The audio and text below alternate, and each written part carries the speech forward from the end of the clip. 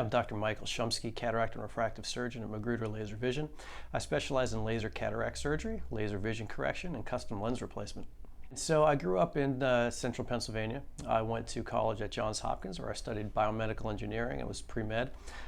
Within biomedical engineering, I was always interested in medical robotics. And so I got involved in several different research projects while I was there, and then decided to do a master's degree at Hopkins in mechanical engineering, where I worked with medical robotics.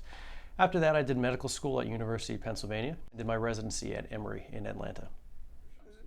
I love Central Florida. It's really become a great home for me. I love being outside. I love the beach. I'm an avid surfer, and so I love being in the water any chance I get.